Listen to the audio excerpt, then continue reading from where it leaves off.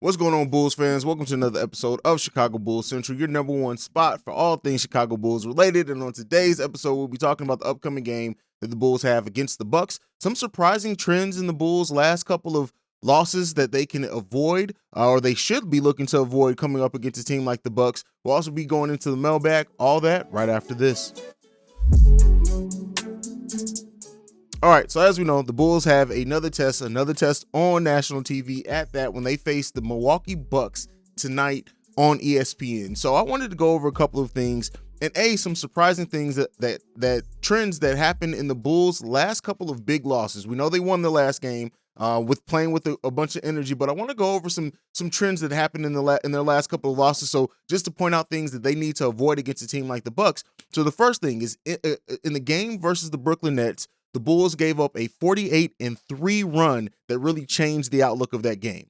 Then they gave up a 20-0 run against the Golden State Warriors, and then a 16-0 run against Memphis in the first half, and then giving up another 18-6 run again in the second half. So clearly, one of the things that we're seeing with the Bulls when they lose big is that they are giving up large runs. Now, of course, that will be helped with the improved defense with Alex Caruso being out there, improved defense and activity with the team overall. And to avoid those type of things, I've often focused on the third quarters when it comes to the Bulls and that, but seeing those trends on those big runs, those major runs that really shifted those games, in which at times the Bulls looked like they were in those games, and those games really got blown up. Because of big runs, that's going to be one of the things that the Bulls have to really look out for against the Bucks. They can't let them get on any huge runs. Small runs happen over the course of the game. The 6-8 runs, the 8-2, 8-4, 10-4, those type of runs happen in every game. But those big, huge deficit runs, the Bulls have to avoid that against the Milwaukee Bucks. Now, how do they avoid that? Playing solid on defense, right? Being active on defense, active in the passing lanes, rotating very well, running players off the three-point line. And as far as the interior, the Bulls are going to have to do the best they can. It's going to be a long night for the Chicago Bulls as far as on the defensive end, and they have to execute offensively because they can't have those runs and those stretches where they just don't score very much against a team like Milwaukee Bucks, especially if they seem like they're trying to start getting on a run. Look for those things and look for Billy Donovan to call and make some adjustments when needed, but also this Bulls team to just execute on the defensive end while taking advantage of easy buckets on the other side and rotating without the ball. That's one thing that we have talked about a lot. The Bulls need to keep that ball movement going, and that's going to be a key thing when you're playing shorthanded against a team like the Milwaukee Bucks. So look out for all those things down below. What do you think about those trends that I mentioned as far as the big runs? Is that something that you've noticed as well? Let me know all that down below. But outside of that in this game, some of the questions that I want to present to the audience, Ayo and Kobe, can they continue their good play and continue the chemistry that they have between each other? It's been great to see Ayo and Kobe really develop together in many ways, and they really are becoming, I don't want to say a complete backcourt because I know they may throw some people, but really a complete 1-2 punch in a lot of ways. They really cover up for each other, and as long as both are playing solid defense, everything else comes to them. What we're seeing Ayo learn to do with playmaking has been huge, and continuing to see development from Kobe White in the passing, and in weak side defense, and just overall as players. Will Kobe and Ayo keep up their continued good play to really add some solid production to the next combination I'm going to talk about, and that is Vooch and DeMar DeRozan. We are going to need that steady hand from DeMar that we've gotten throughout most of the season, right? We know we're gonna need DeMar's impact. We need good Vooch tonight. And one thing Vooch is going to have to do is if the perimeter shot isn't falling, if the perimeter shots aren't there, is go to the post. Vooch is a really good post player. When we see that, we saw that a lot in the last game. Vooch is dangerous on the post. And when that post game gets going for Vooch, it really opens up everything on the perimeter for the other players. Since we don't really have any other players yes, we have DeMar in the mid-range who likes to operate in that, but going to Vooch in the post can be key to turning the tide in a lot of games, especially when we're missing an impact scorer like Zach LaVine and an outside scorer like Lonzo Ball. Now, we know we have Kobe and everything like that, but that's going to be one of the key things on this. Another thing I'm going to be looking out for in this game, Alfonzo McKinney.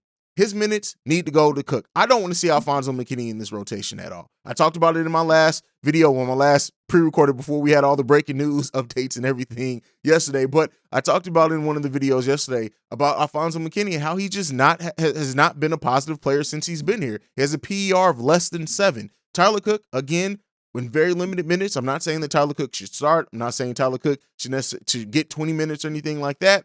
I'm saying that we need to see Tyler Cook over Alfonso McKinney. Yes, he doesn't have the range that Alfonso McKinney projects gives, even though Alfonso hasn't really hit it at a great clip over the course of the season. I want to see Tyler Cook get some minutes in this game, especially in a game where we're facing a team with a lot of length. So I want to see that. Now, Brook Lopez is going to be out in this game. We already know who we're missing from the Bulls. We're missing Green. We're missing Zoe. We're missing Levine. We're missing Patrick Williams, of course, and we're missing Derrick Jones Jr. We know the players that we're missing on this team.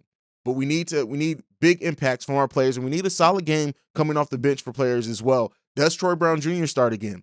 Does he start in the place of Alfonso McKinney, or do they decide maybe to give that to Tyler Cook and see what he can give? It's going to be interesting to see what Billy Donovan does with this roster and this rotation in this game. But it's things that we're all looking out for.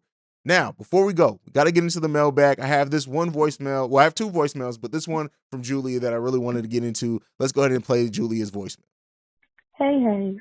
This is Julia. I just wanted to congratulate you on your Chicago Bulls content on your growing channel. From your breaking news and updates to your pregame shows, halftime hangout, and post live stream. It takes effort and a lot of hard work to put out quality content on a daily basis.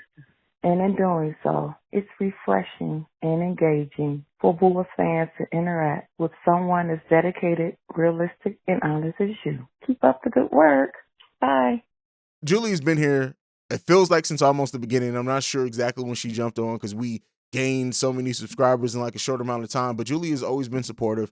And Julie, I want to thank you for supporting me. I want to thank you for seeing something in this channel that you have enjoyed and that you continue to be a big part of this channel and a big part of our growth. And I enjoy seeing you and everyone else that has become like our Chicago Bulls Central family in a way in the live streams. And I can't wait to see you guys tonight on live. Let's get into the next voicemail. This one is from Shane. This one is from Paul Millsap. Hey, what's up, Haize? This is Shay. I was thinking, did you hear about Paul Millsap parting ways with the Brooklyn Nets? If so, I hear that Chicago might be his number one destination that he might want to go to. Tell me what you think. Anyway, peace.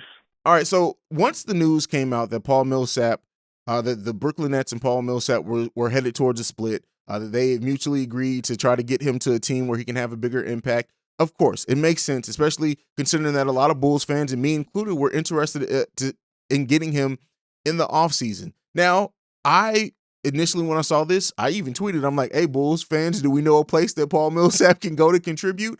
And this is what I'll say on this, is that I still want to see players like Tyler Cook get a chance. Tony Bradley, you guys know how I feel on. He gives us some good games. You guys know how I feel about Bradley. But at this point, I wouldn't mind. If it comes to cutting Matt Thomas, if it comes to cutting Alfonso McKinney, and Paul Millsap is available then as far as a buyout, I would absolutely love to have him on this team. At the end of the day, especially if it comes via a buyout rather than a trade and we don't give up anything for him, it won't hurt to take a look at. If he doesn't work out, we can go back to Tyler Cook. We can go back to Bradley, things like that.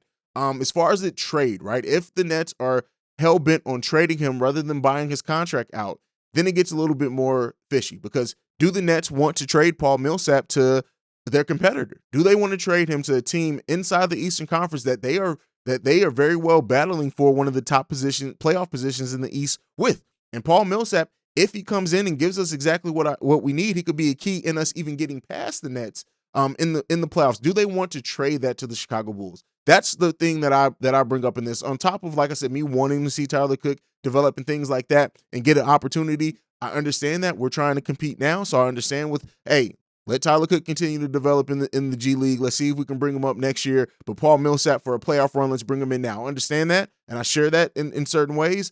But it's just like, if it comes to a trade, what do we have to trade to give up? That's the key thing. What do the Nets realistically want in a trade for Paul Millsap? Do they try to fleece the Bulls? And by fleece, I mean relative. I know they're not going to like ask for any first-round picks or anything like that. But do we really want to give up assets to a team that we are going to be competing with for a long time? Those are all the things that I think about when I hear about Paul Millsap possibly coming to the Chicago Bulls and interest there. Some people report that we were second on this list when it came to his free agency. He ended up going with the Brooklyn Nets. So with all that being said, I mean, there was interest there before. I'm sure there's shared interest there now. It just depends on what you have to do to get Paul Millsap here. Buyout, absolutely. No questions asked. If it comes to a trade, I don't know there. I just don't know. It depends. Like I said, if the Nets are like, hey, give us a distant second round pick for him, absorb him into your trade exception or something like that, okay. But if they really want, like even with Troy Brown Jr., I know I haven't been the biggest on Troy Brown Jr., but he's really coming along in certain ways for us that can pay dividends. Now, when everyone's back, does he still give us that?